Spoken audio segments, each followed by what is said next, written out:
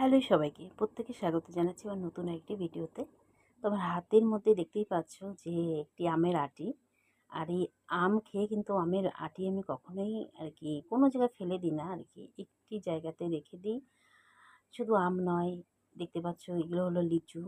তো লিচুরও কিছু বীজ আমি একই জায়গার মধ্যে ফেলে রেখেছিলাম। তার থেকে কি সুন্দর গাছ তৈরি হয়ে গেছে তোমরা নিজেরাই দেখতে পাচ্ছ।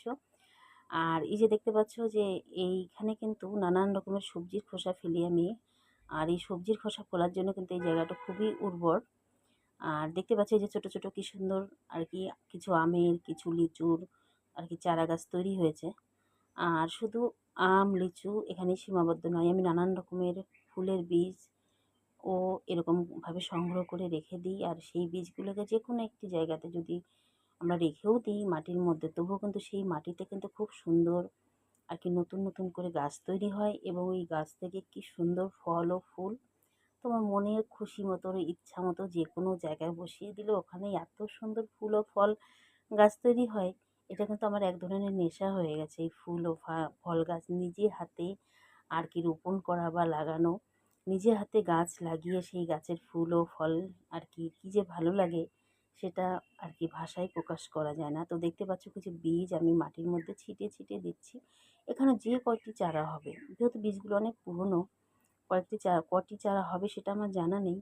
তবে যে কয়টি চারা হবে সেই চারায় আমি নানান জায়গাতে বসিয়ে দেবো। আর তাতে কি সুন্দর ফুল ও ফলের গাছ তৈরি হবে। আর আমার নিজের হাতেই লাগানো গাছের ফুল ও ফল কে যদি খায় তবুও কিন্তু আমার একটি ভালো লাগে, এক ধরনের বলতেই পারো।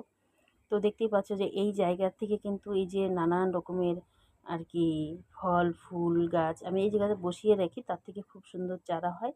এবং সেই চারাগুলো আজকে তুলে নিচ্ছি। এই চারাগুলো তুলে আমি অন্য জায়গাতে বসিয়ে দেবো। একদম পিছনে জঙ্গল দেখতে পাচ্ছ, এই জঙ্গলের মধ্যে কিছুটা জায়গা পরিষ্কার করে নিচ্ছি। যেহেতু এখন বৃষ্টির দিন, বৃষ্টির দিনে কিন্তু এই সব গাছে আলাদা করে জল দেওয়ার কোনোই দরকার নেই।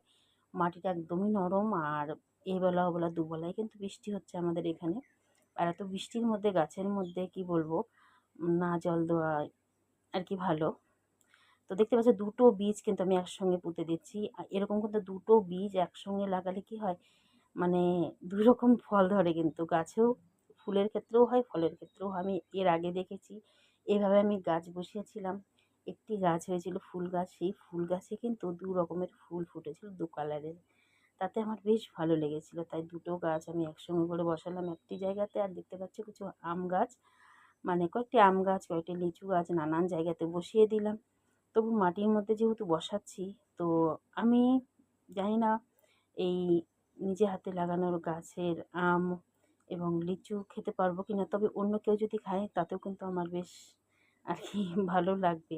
সেই ভালো লাগাটা নিয়েই এই গাছগুলোকে বসাচ্ছি।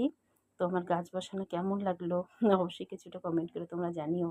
তোমরা যদি কমেন্ট করো তবে কিন্তু আমি আরও নানান রকমের গাছ এরকম মাটিতে বসানোর একটি উৎসাহ পাই আলাদা করে।